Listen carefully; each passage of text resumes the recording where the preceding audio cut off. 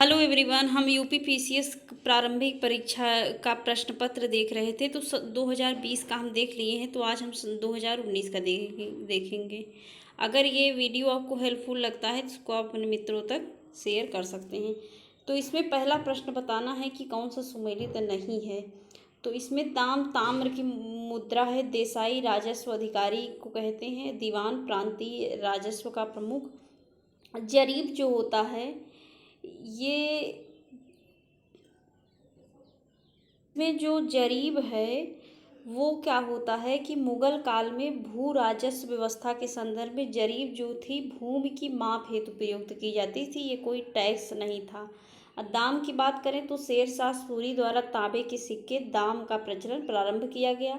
अब मुगल काल में 1 रुपया चांदी का सिक्का 40 दाम के बराबर था। मराठा काल में देसाई या देशमुख जनपद स्तर के राजस्व संग्रह तथा सामान्य प्रशासन के प्रभारी होते थे। अब वे जनपद के सभी पटेलों के प्रमुख होते थे। अब मुगल काल में दीवान प्रांतीय राजस्व का प्रमुख होता था। अगला प्रश्न क्या है कि इसमें हमको सुमेलित करना है, तो हम डायरेक्ट देखेंगे जिससे वीडियो लंबा ना हो। तो इसमें मध्यकालीन कवि हैं और उनकी रचनाएं हैं। तो मुल्ला दाऊद की रचना क्या है? चांद्रायन। दामोदर कवि की पद्मावती कथा। सोमनाथ राग विभोद। अमीर खुसरो आशिका। काफ़ी बार प्रश्न बना है आशिका से। अगला प्रश्न क्या है कि किसने अकबर के पूर्व तानसेन को संरक्षण दिया था? तो भाटा के राजा रामचंद्र सिंह ने दिया था। तानसेन का मूल नाम रामतनु था और उन्होंने संगीत की प्रारंभिक शिक्षा ग्वालियर के राजा मानसिंह के संरक्षण में स्थापित ग्वालियर विद्यापीठ से प्रारंभ किए थे। इसके बाद में भाटा क्षेत्र मतलब रीवा के राजा रामचंद्र सिंह के संरक्षण में उनके दरबारी कवि के रूप में रहे। अकबर ने उनकी ख्यात के बारे में सुनकर उन्हें अपने दरबार में बुला लिया था।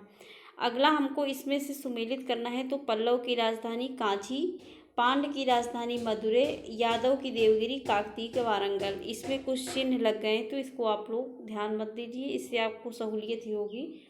तो अगला प्रश्न हमको बताना है कि इसमें कूट वाले प्रश्न हैं। तो जौनपुर के अटाला मस्जिद का निर्माण इब्राहिम शाह सरकी द्वारा 1408 के आसपास हुआ था। शेर शाह सूरी का कार्यकाल कब तक रहा?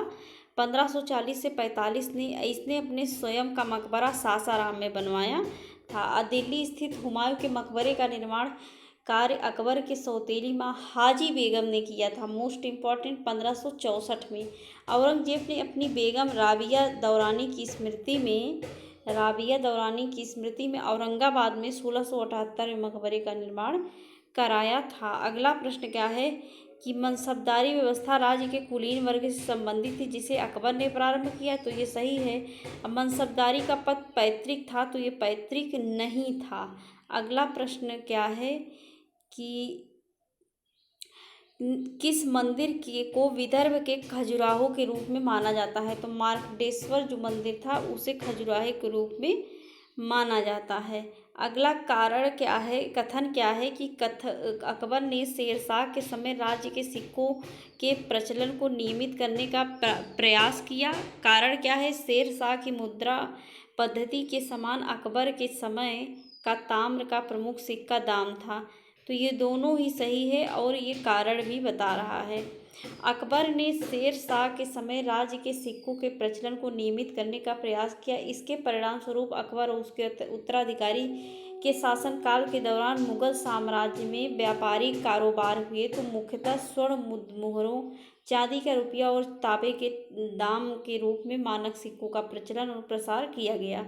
शेर शाह की मुद्रा पद्धति के समान अकबर के समय भी तांबे का सिक्का दाम तथा 1 रुपया में 40 दाम होते थे। राज्य के आय व्यय की गणना दाम में ही की जाती थी और दाम से काफ़ी बार प्रश्न बन चुका है। इसमें हमको कूट वाले प्रश्न है। तो सरनाल का युद्ध कब हुआ था? 1572 में। सरनाल कहाँ है? गुजरात में। अकबर के गुजरात अभियान के दौरान हुआ था और इसमें अकबर के नेतृत्व में मुगल सेना इब्राहिम मिर्जा को पराजित किया गया था। 1540 में बिलग्राम के युद्ध में शेरशाह सूरी ने हुमायूं को हराया था और 1658 में धर्मत के युद्ध में औरंगजेब की सेना ने द्वारा सिखों को पराजित किया था। जजायू का युद्ध 1707 में औरंगजेब की मृत्यु के बाद उनके उत्तराधिकारी हेतु बहादुर शाह प्रथम और मोहम्मद आजम के बीच हुआ था। इसमें से हमको बताना है कि कौन सा कथन सही नहीं है इक्ता व्यवस्था के बारे में। तो इक्ता एक राजस्व एकत्रित करने की व्यवस्था थी, सही है। सियासतनामा इक्ता व्यवस्था की जानकारी का स्रोत था, ये भी सही है। अब मुक्ति को इक्ता से एकत्रित राजस्व से सैनिक रखने पड़ते थे, ये भी सही है। इक्ता से एकत्रित राजस्व सीधा सुल्तान के खाते में जाता था, तो ये गलत है। भारत में सल्तनत काल के दौरान इल्तुतमिश द्वारा इक्ता व्यवस्था शुरू किया गया था और इक्ता व्यवस्था के तहत इक्ता के धारक मतलब इक्तादार को उस भूमि क्षेत्र से राजस्व और करों को एकत्रित करने की जिम्मेदारी दी जाती थी। इक्ता से एकत्रित राजस्व सीधा सुल्तान के खाते में नहीं जाता था, बल्कि इसी राजस्व से मुक्ति अपने सैन्य एवं प्रशासनिक व्यय पूरे करते थे तथा उसे इस राजस्व से सुल्तान की सेवा हेतु सैनिक रखने पड़ते थे।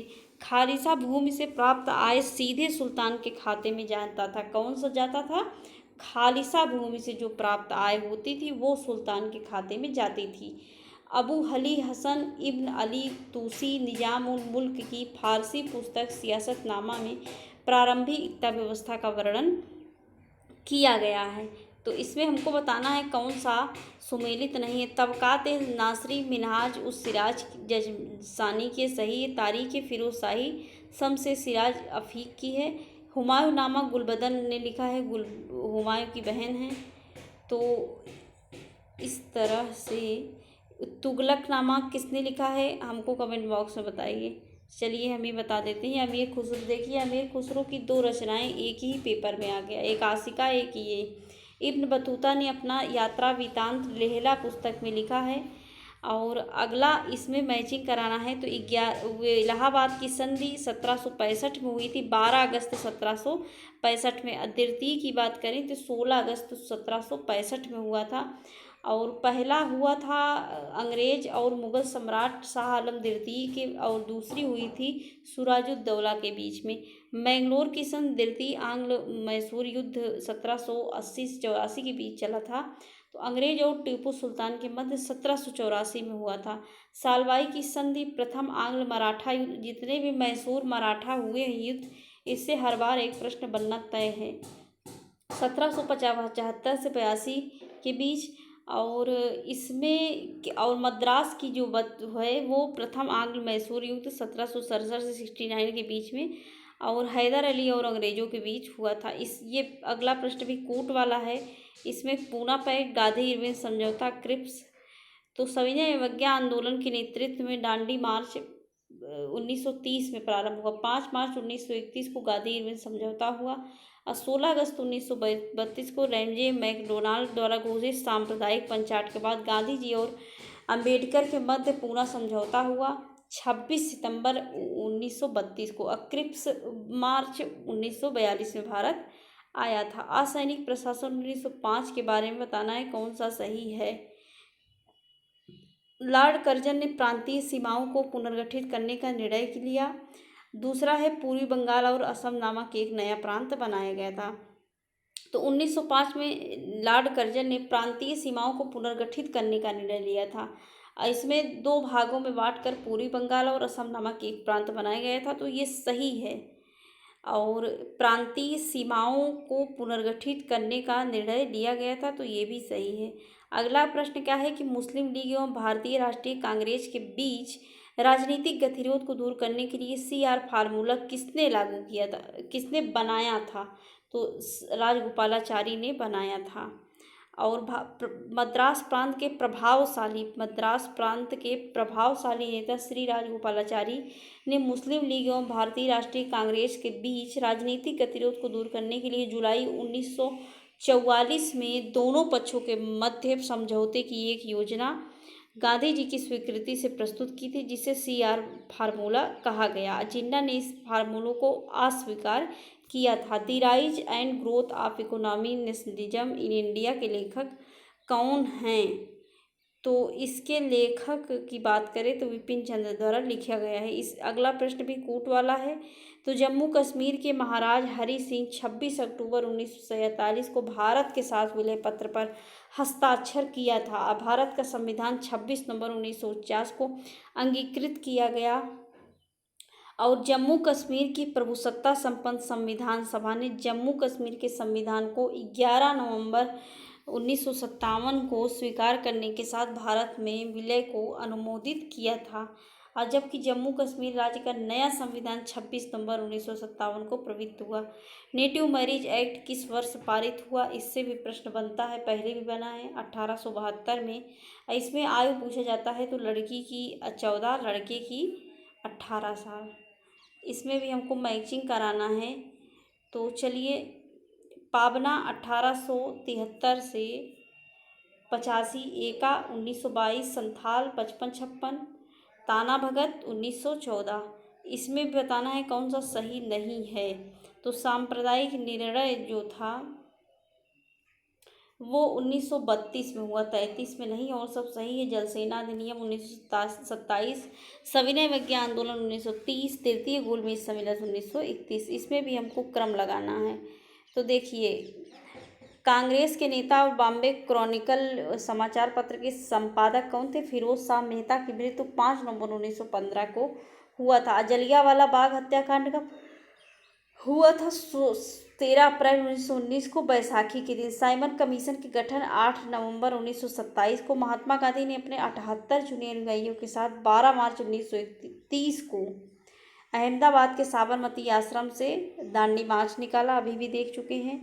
और ये 5 मार्च 1930 को दांडी गुजरात में पहुंचकर 6 अप्रैल 1930 को नमक कानून तोड़ा गया था। आईएनए के महाधिकारों पर मुकदमा चलाया गया था तो लाल किला दिल्ली में। नवंबर 1945 में दिल्ली के लाल किले में मुकदमा चलाया गया था। इस मुकदमे के मुख्य अभियुक्त आईएनए के 3 अधिकारी कौन कौन थे? ये प्रश्न पूछा जाता है कि इसमें से कौन नहीं है। मेजर शहनवाज खां, कर्नल गुरुदयाल सिंह ढिल्लों और कर्नल प्रेम सहगल थे। अगला प्रश्न क्या है कि इसमें हमको देखिए, कथन क्या है? बंगाल के एशियाटिक सोसाइटी की स्थापना वारेन हेस्टिंग्स के काल में हुई। उसने सर विलियम जोन्स के पक्ष में उक्त विद्वत संस्था के अध्यक्षता का प्रस्ताव अस्वीकार किया था। कारण क्या है कि वारेन हेस्टिंग्स स्वयं एक उद्भट विद्वान तथा प्राच्य समर्थक था जो संस्कृत, फारसी, अरबी का अध्ययन करता था। तो इसमें से दोनों सही है और व्याख्या भी कर रहा है। अगला प्रश्न है, मैचिंग कराना है तो डायरेक्ट देखेंगे। तालचेर ओडिशा महानदी घाटी पर है और कर्पूरा ये दामोदर घाटी, सिंगरौली मध्य प्रदेश, सोन घाटी। इसमें से बताना है कि कौन एक चोटी भारत में नहीं है। तो गुरला मांधाता और नामचा पर्वत दोनों नहीं हैं। अगला, भारत के उत्तर पश्चिम मैदान में पश्चिमी विक्षोभ से जाड़े में होने वाली वर्षा की मात्रा क्रमशः कम हो जाती है तो पश्चिम से पूर्व की ओर कम हो जाएगी। अगला क्या है कि किस नदी के ऊपरी मार्ग में मीठा जल का परंतु निचले भाग में खारा जल होता है? तो ये कौन सी नदी है? ये लूनी नदी है, राजस्थान में है। मोरीबंद डेल्टा निम्नलिखित में से किस एक डेल्टा का उपभाग है? तो ये बंगाल डेल्टा का उपभाग है। अगला, मध्य भारत में स्थित पहाड़ियों का पश्चिम से पूर्व क्रम लगाना है। तो सतपुड़ा, महादेव, मैकाल, तब छोटा नागपुर। इसमें से कथन क्या है कि भारत में सर्वाधिक सघनता वाला भूकंपीय क्षेत्र हिमालय क्षेत्र में स्थित है। कारण क्या है? हिमालय में कई अनुदैर्ध्य उत्क्रम होते हैं। तो ये दोनों सही है और व्याख्या भी कर रहा है। अगला क्या है? मणिपुर पहाड़ियों से घिरा इम्फाल बेसिन एक सुंदर उदाहरण किसका है? सरोवर मैदान का है। और अगला प्रश्न क्या है कि अपने भ्रंश घाटी प्रवाह के लिए प्रसिद्ध है। तो कौन प्रसिद्ध है? दामोदर। हिमालय पर्वत श्रेणी के संदर्भ में बताना है कि कौन सा कथन सही है। तो इसमें लघु हिमालय की परतदार चट्टानों में समुद्री जीव जंतुओं के जीवाश्म मिलते हैं तो ये सही है। बाह्य हिमालय या शिवालिक हिमालय में मानव सभ्यता के अवशेष प्राप्त हुए हैं तो ये भी सही है। और मुख्य हिमालय की चट्टानें परतदार हैं तो ये गलत है। परतदार नहीं हैं, चट्टानें जीवाश्महीन हैं। इसमें से स्वेज नहर के उत्तर से दक्षिण क्रम लगाना है तो लेक मंजला, फिर लेक टिम्सा, फिर लेक बीटर लेक, फिर लिटिल बीटर लेक। और टेलीग्राफी पठार हिस्सा है तो ये उत्तर अटलांटिक कटक का ये हिस्सा है। इसमें से हमको क्रम लगाना है तो ये उत्तर एवं दक्षिण पश्चिम में ऑस्ट्रेलिया में विली विली, जापान में टाइफू, फिलीपींस में बेगियो और यूएसए में हरिकेन, चीन में टाइफून, भारत में चक्रवात के नाम से जाना जाता है। साइबेरियन पारी रेलमार्ग अवस्थित नहीं है तो ये सोची अवस्थित नहीं है।